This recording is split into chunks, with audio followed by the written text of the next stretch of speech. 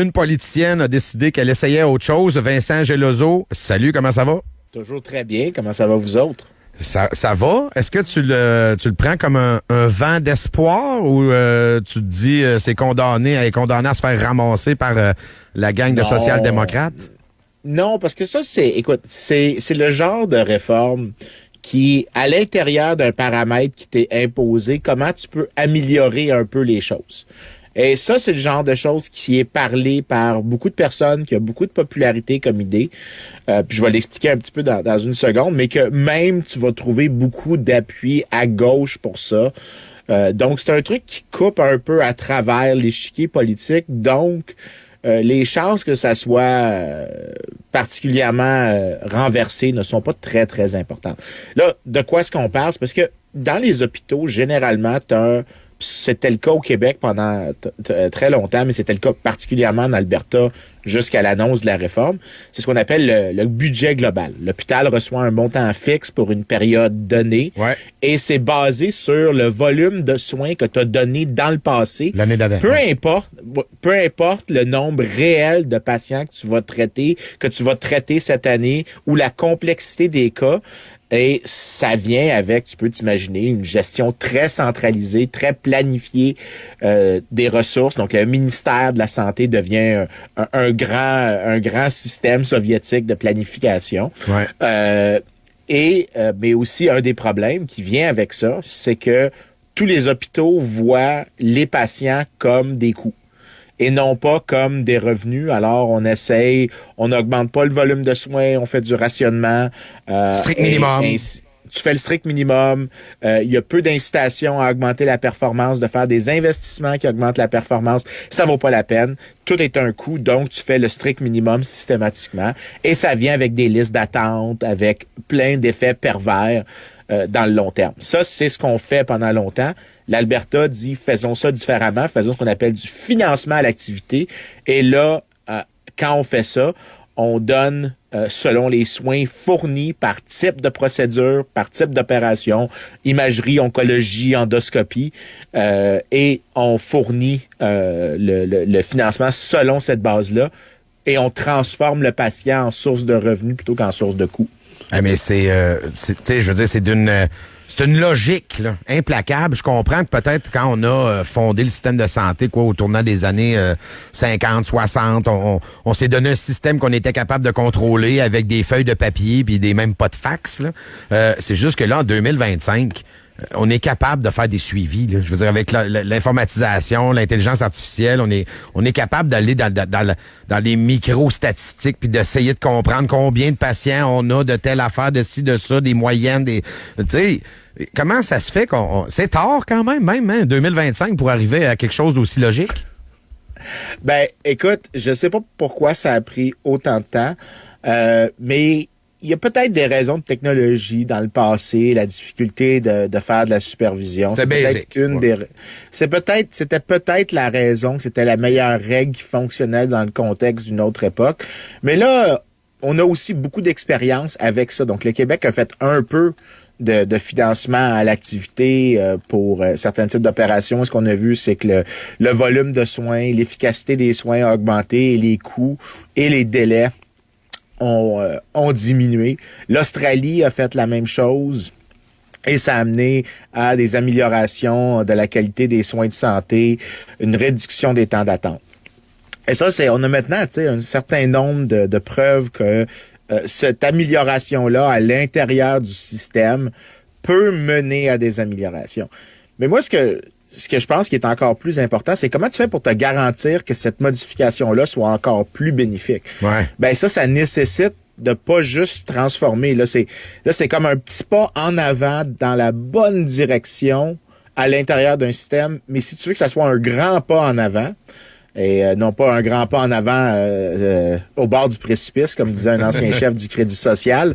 Ce que tu veux, c'est qu'est-ce que tu pourrais faire comme autre réforme qui améliorerait la chose.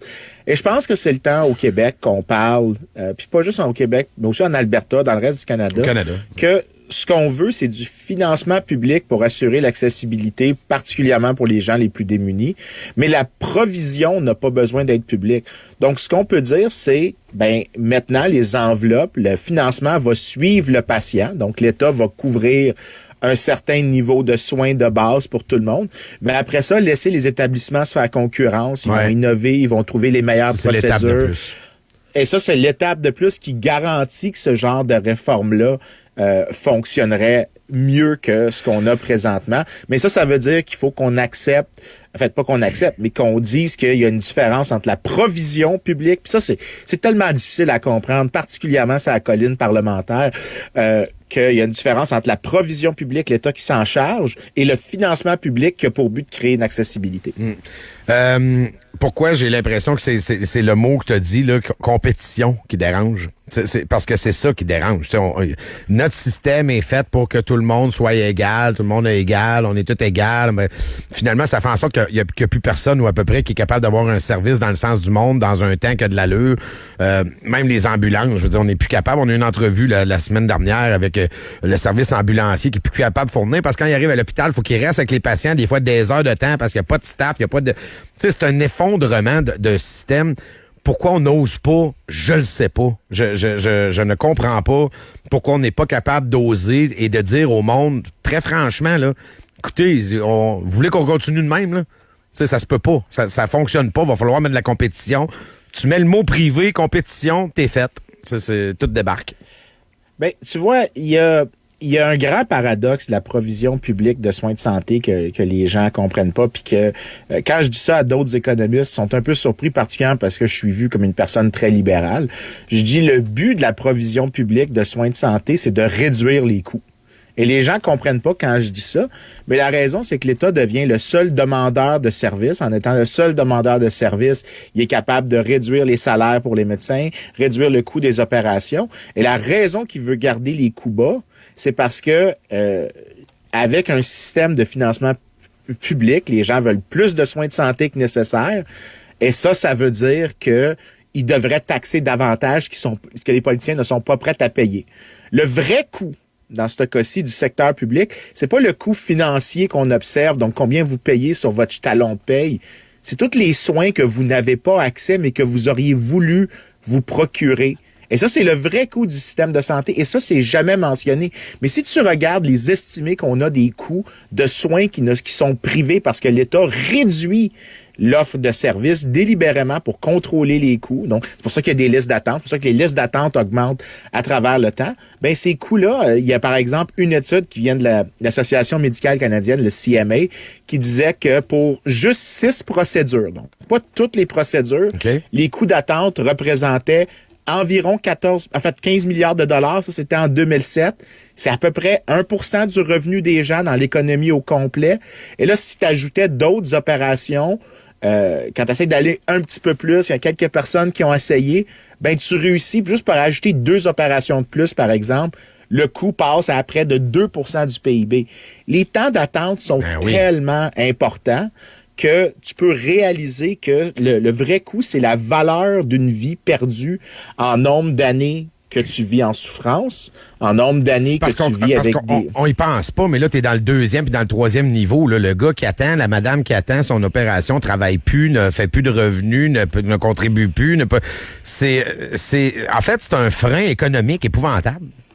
Oui, puis en fait, ce qu'on devrait vouloir, c'est que c'est normal que des économies plus riches dépensent plus sur les soins de santé, parce que les soins de santé, en jargon d'économie, c'est ce qu'on appelle un bien normal.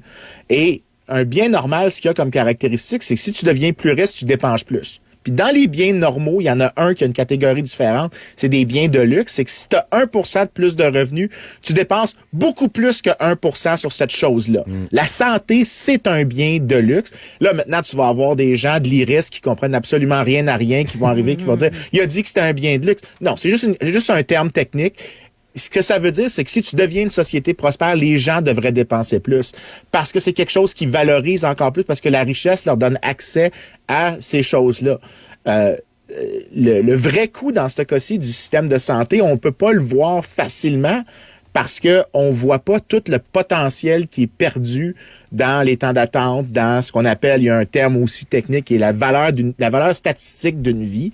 Mais ça, c'est-à-dire que si une personne meurt plus tôt que prévu, ça vaut combien, ça? Combien est-ce que la société a perdu du décès de cette personne-là ou de la souffrance de cette personne-là?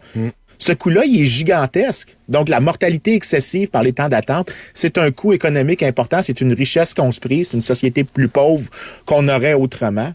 Alors, je pense que c'est le temps qu'on mette sur la table que même des petites améliorations comme ce que l'Alberta fait, c'est déjà un bon pas dans la bonne direction, mais allons plus loin, ayons un système qui encourage l'innovation, qui encourage le contrôle des coûts, mais le contrôle des coûts sans sacrifier la quantité. Bon, puis là, la gauche, comme tu dis, là, ils comprennent peut-être pas ce bout-là, là, mais je vais... La droite aussi comprend pas ça. Ah, ben, peut-être aussi. Il y en a beaucoup qui comprennent pas. Au Canada, y a-tu de l'extrême droite? J'ai pas envie d'embarquer dans cette conversation-là. C'est un piège à troll, ça. Je voulais pas aller là. Mais ce que je vais rajouter pour peut-être essayer de parler aux gens de l'IRIS, c'est, tu sais, là, tu viens de parler de la valeur économique. Et avec raison, quelqu'un meurt, il contribue plus, il est plus là. Il y a plus rien qui rentre. Mais il y a aussi qu'on aimerait ça, les garder nos gens. Tu sais, grand-papa, on aimerait ça. Être avec 5 ans de plus, si c'est possible, là, Ben, exactement. Ça a une valeur pour la société. Mais ça veut dire qu'il faut quand même qu'on fasse des réformes puis qu'on pense à c'est quoi le système qui garde l'accessibilité pour les plus pauvres. Parce que ça, on veut ça. Il y a personne, je pense pas que je vais trouver une personne au Canada qui va dire que si une personne est pauvre, elle devrait se faire refuser des soins parce qu'elle n'a pas assez de revenus. Il y a personne qui va dire ça. La question, c'est comment est-ce qu'on préserve l'accessibilité en ayant un système qui encourage, qui a des incitations pour contrôler les coûts en améliorant la qualité des soins et en améliorant la quantité des soins. Mais ça, c'est un système dans lequel tu dois introduire un certain mécanisme de compétition pour que des hôpitaux, pas juste des hôpitaux publics, mais des hôpitaux privés, se fassent compétition pour du financement public qui est modulé selon le niveau de service et la qualité du service mesurée par le désir des consommateurs, dans ce cas-ci les patients, d'aller vers ces hôpitaux-là. Vincent, it's a wrap. Merci beaucoup. Très bonne jasette. En espérant que de temps en temps, enfin, je veux pas juste dire que l'Alberta, c'est des salauds qui font du pétrole sale. De temps en temps, ils peuvent avoir des bonnes idées. Je te souhaite une excellente semaine. Merci beaucoup. Fais attention à toi. Salut, bye.